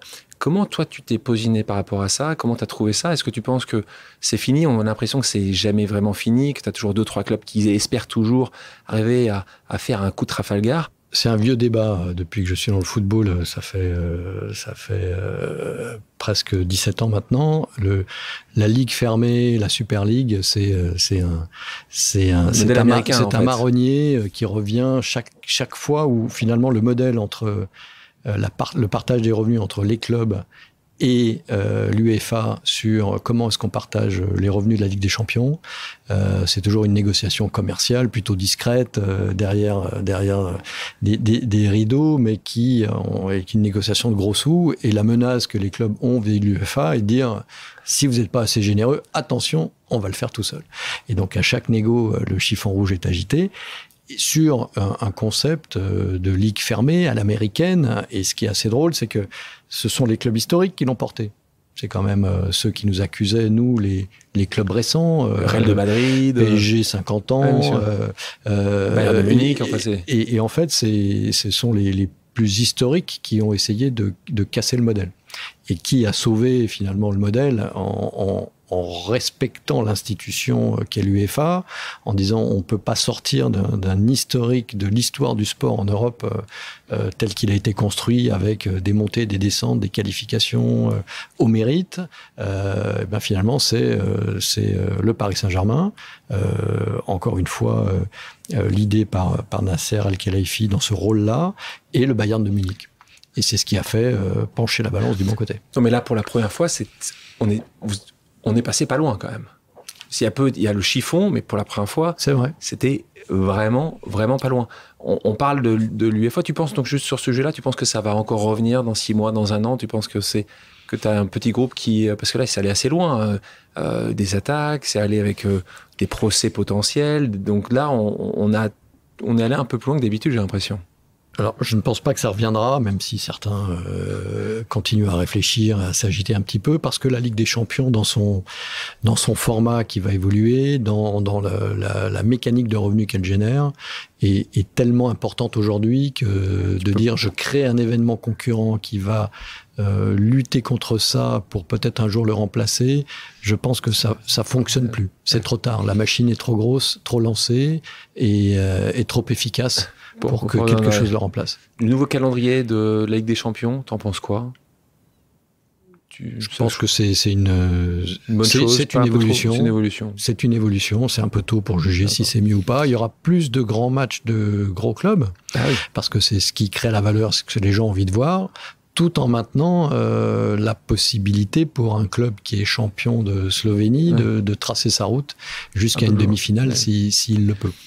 FIFA, on parlait de l'UEFA. FIFA, elle aussi, a voulu faire quelques évolutions, portée par son président, communiquée par Arsène Wenger, disant une Coupe du Monde tous les 2 ans, voilà une bonne idée. Certaines fédérations ont poussé ceci, en particulier les fédérations africaines. Toi, t'en as pensé quoi, là, plutôt en tant qu'amateur de football? Est-ce que tu penses que la Coupe du Monde doit être tous les 2 ans, ou est-ce que tu penses justement il faut garder tous les 4 ans parce que ça doit être justement rare? Ce dont on souffre en ce moment, et ce débat Coupe du Monde et sa périodicité en est la preuve, c'est une absence d'homogénéité sur la définition du calendrier. C'est-à-dire qu'il faut, au lieu que la FIFA et l'UEFA essayent de créer chacun des compétitions pour aller remplir le calendrier et finalement développer des revenus pour le développement du football, puisqu'à la fin, cet argent, c'est essentiellement à ça qui sert. Je pense que ça vaut la peine, entre des gens intelligents, entre Monsieur Ceferin et Gianni Infantino, qu'on s'assoit tous autour de la table pour dire qu'est-ce qui fait du sens pour le football au sens large, au niveau international, pas seulement en Europe, mais au niveau mondial, entre la Coupe d'Afrique des Nations, la Copa América, et donc la Ligue des Nations maintenant. La Ligue des Nations, quel serait finalement le meilleur calendrier qui doit préserver à la fin le rythme d'entraînement et de jeu des sportifs. Qu'est-ce que les acteurs du jeu peuvent supporter et qu'est-ce qui fait du sens pour eux, d'abord? J'avais reçu Sébastien Bazin, qui était un ancien président du PSG, que tu aimes beaucoup, qui t'apprécie énormément dans ce podcast. PDG d'accord aujourd'hui, ancien président du PSG, comme je le dis. Il me disait que le PSG, c'était 5% de son temps, 95% de ses emmerdes. Nicolas Taverneau, que j'ai aussi reçu ici, qui était à la tête des Girondins de Bordeaux, me disait que lui, c'était plutôt 99% de ses emmerdes. Et toi, comment tu répartirais ce pourcentage? Alors, eux, ils ont la particularité d'avoir un job à côté. Exactement. Donc, moi, c'est mon job 100%. Donc, chaque jour est une surprise. C'est la beauté de ce métier. C'est qu'on est rythmé par les matchs, que tu gagnes ou que tu perds. On en gagne plus souvent qu'on en perd au Paris Saint-Germain. Mais on travaille en fait sous une concentration médiatique constante. Et donc, on travaille sous les yeux de tout le monde. Et ce qui rend ce travail intéressant, c'est que tu ouvres le journal le matin et tu te dis l'agenda de ma journée, je peux le jeter à la poubelle parce que y a un scoop en première page qui va me demander toute mon énergie aujourd'hui pour essayer de gérer cette situation. Et c'est ce côté non répétitif qui rend ce job absolument génial. Une information capitale est tombée il y a quelques temps de ça. Les supporters l'attendaient avec impatience. Le plus grand joueur du monde, Kylian Mbappé, la star du club, a prolongé. Alors évidemment, j'aimerais que tu nous racontes tous les coulisses de la signature. Je sais que tu ne le feras pas, tu ne pourras pas le faire, malheureusement, donc je suis désolé. Il n'empêche, moi ce qui m'intéresse, c'est toi qui connais si bien Kylian Mbappé, qu'est-ce qui, d'après toi, l'a convaincu de rester? Je lisais, il disait l'appel de la patrie et de la capitale. Moi, j'adore, je trouve ça beau. Qu'il souhaitait mener la France vers les sommets. Il parlait même pas que de Paris. Hein. Je pense qu'il est très sincère quand il parle de ce côté patriotique et que gagner en France et à Paris, ça a une autre saveur que gagner dans un autre club. Et donc, moi, je le prends au premier degré. J'aime beaucoup Kylian, que j'ai vu grandir, se transformer, devenir un leader du vestiaire sur ces 5 dernières années. Et donc, d'abord, je suis très heureux de cette position et qu'il continue avec nous. Je suis très admiratif de sa carrière et de la manière dont il la gère avec son entourage. Et donc, c'est un très bon signal. Et on a vu l'impact immédiat. Tout le monde s'est immédiatement projeté dans la prochaine et dans les prochaines saisons pour dire finalement cette équipe-là qui nous donne beaucoup d'émotions, souvent positives, parfois négatives. On a envie de la suivre, on a envie de l'aimer et on va faire des grandes choses ensemble. Récemment, en conférence de presse, quand il y a eu l'annonce du contrat, la signature du contrat de Kylian Mbappé avec Nasser, ils parlaient ensemble de la restructuration du club. Toi, en tant que DG du club, quel rôle tu joues dans cette restructuration ? Je pense qu'il y a une réflexion constante pour adapter l'organisation et la rendre performante, la garder performante. Pour ça, il faut parfois la renouveler, la modifier, la relancer, être sûr que tout le monde dans son rôle a l'énergie nécessaire pour continuer à innover. Et je pense que ça passe par sans faire craindre quoi que ce soit à mes équipes. Mais je pense que c'est assez juste qu'à la fin de chaque saison, c'est ce qui fait la beauté de ce métier. On se remette en question pour être sûr qu'on a dans le réservoir l'énergie nécessaire pour en livrer une suivante, parce qu'elles sont toutes challenging. Et donc, c'est assez juste de se poser la question. Et avec Nasser, on essaye d'adapter l'organisation après chaque saison. On sait aussi que la stabilité est gage de résultats. Et donc, entre adaptation, réorganisation, stabilité, tu essayes de trouver le juste équilibre, comme une entreprise finalement. Sauf que là, tu fais ce mécano-là sous les yeux de tout le monde en permanence. Et donc, nouveau directeur sportif, c'est un binôme, c'est toi et Nasser qui en discutez, qui le choisissez. Même chose avec l'entraîneur, c'est des sujets vraiment ? Ça, c'est vraiment du côté du président, sur ces rôles-là, qui couvrent on pose la question en direct la partie sportive. On ne pose pas forcément la question. J'ai du mal à le croire quand même. Jean-Claude, je te propose maintenant une pause amicale. Le principe est simple, j'ai demandé à quelqu'un qui te connaît de te poser une question surprise. On écoute. Salut Jean-Claude, écoute, j'ai une question qui est très simple. Que faut-il faire pour que le championnat de France de foot devienne le plus gros championnat de foot au monde ? Question de Nicolas Julia, entrepreneur à grand succès. Il a monté une entreprise qui s'appelle Sorar, qui est dans le sujet des NFT. Il te pose cette question-là. Évidemment, fan de foot, perpignan au départ, donc plutôt il devrait être dans le rugby, mais il est tombé dans le foot. Il te pose cette question, comment faire pour que le championnat de France devienne le plus grand championnat de foot au monde ? T'as une réponse à ça, toi ? Je pense qu'il faut des superstars dans les clubs, non seulement au Paris Saint-Germain, mais dans d'autres clubs. La Ligue de foot s'est réorganisée et vient de faire un deal assez historique pour loger une partie des droits commerciaux dans une société commerciale, trouver un partenaire qui s'appelle CVC Capital qui vient prendre une part de cela et qui donne des moyens à la Ligue pour, du côté de la construction de la marque mondiale que serait la Ligue 1, tente en utilisant à fond les outils du digital pour la différencier, mais ça passe aussi par des actionnaires forts dans d'autres clubs. Le Paris Saint-Germain peut pas rester seul devant. On a besoin de clubs compétitifs. On a besoin d'être même si challenger un peu. On est challengé beaucoup. Le niveau de la Ligue 1 est assez élevé et les matchs sont durs à gagner, même si on nous attend chaque week-end avec des scores fleuves. Mais je pense que l'attractivité de la Ligue 1, elle doit se traduire par des investisseurs forts qui viennent construire aussi d'autres gros clubs que le Paris Saint-Germain dans la Ligue. C'est à ces conditions-là que la Ligue 1 et ses partenaires et ceux qui investissent dedans auront envie encore de développer plus encore leurs investissements. On parle de technologie. Tout à l'heure, tu parlais du e-sport pour le PSG. Là, on parlait de Sora avec Nicolas Julia. Qu'est-ce que toi, t'attends de la NFT ? Qu'est-ce que t'attends de ces technologies-là Là, toi qui es le maître des revenus du PSG, tu penses que ça va être un sujet essentiel pour toi ? Tu penses que tous ces points-là sont des points importants à comprendre pour le futur ?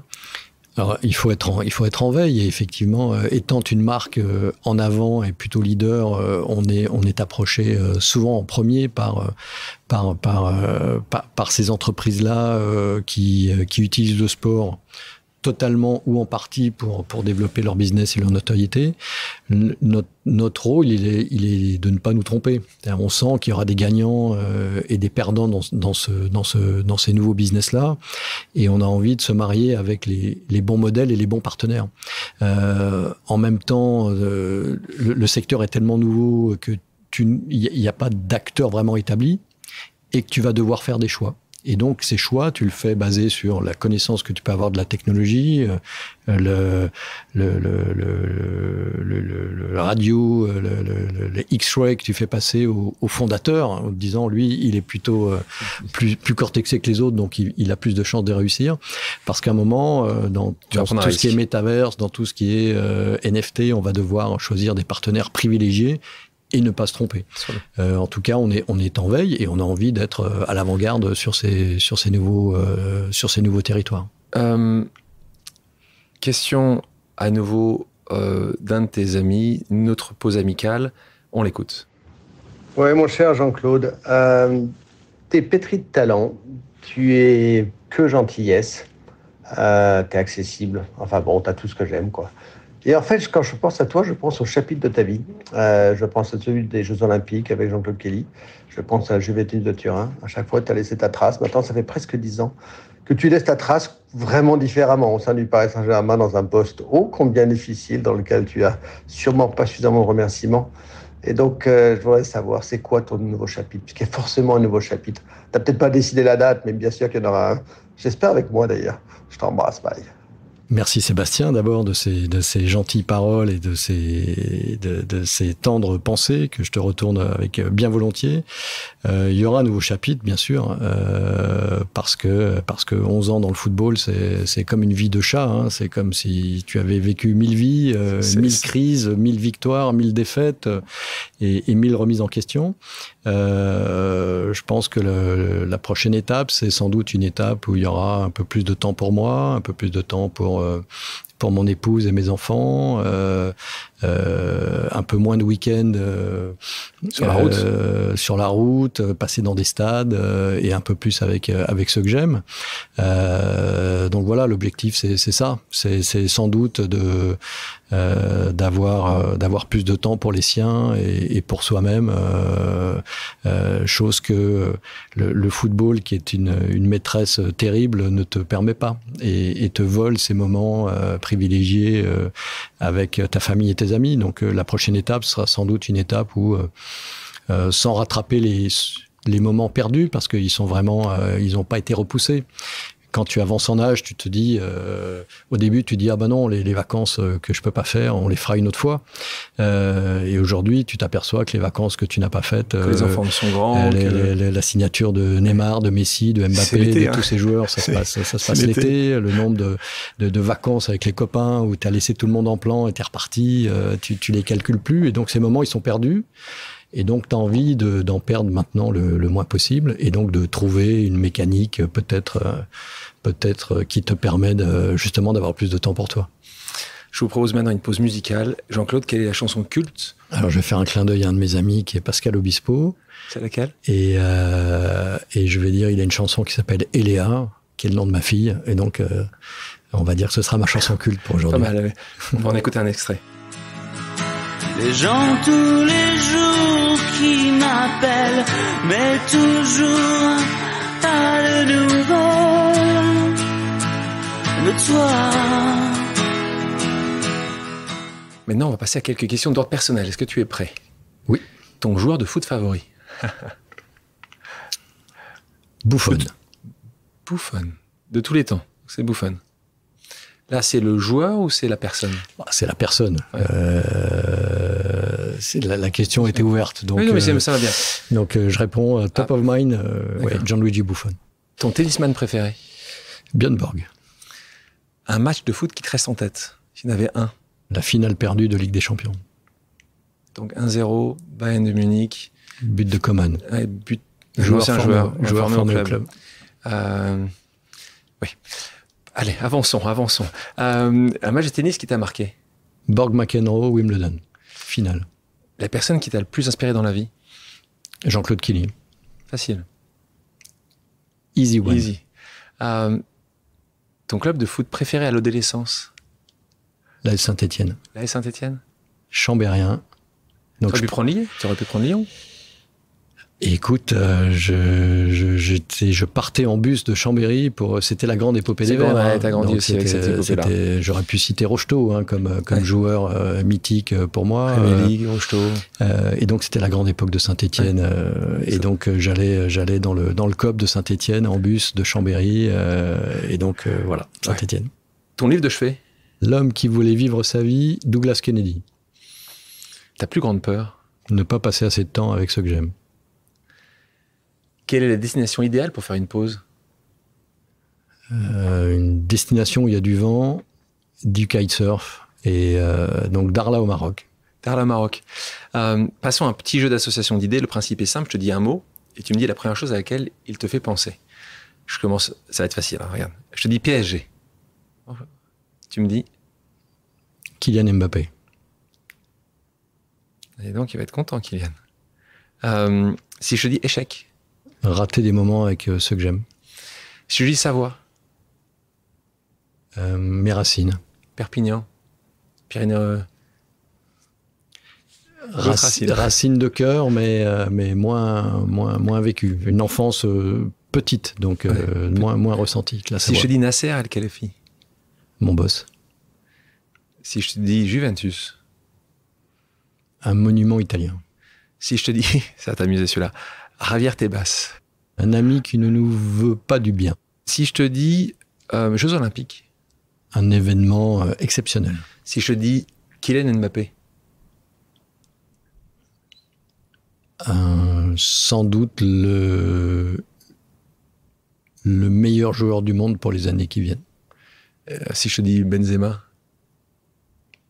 La meilleure saison de sa carrière et sans doute le Ballon d'Or. Si je dis Delphine Vérédan. Une grande professionnelle du sport. Si je dis tennis. Sport de cœur. Si je dis futur. Du temps pour moi. Si les auditrices et les auditeurs ont des questions, peuvent-ils te contacter sur tes réseaux sociaux? Si oui, lesquels? Je ne suis sur aucun réseau social. Ça va être simple. Pas facile. Désolé. Donc, ils peuvent pas forcément te contacter. Ils t'envoient un courrier au PSG, une lettre manuscrite? Je suis beaucoup contacté parce que mon mail n'est pas du tout secret.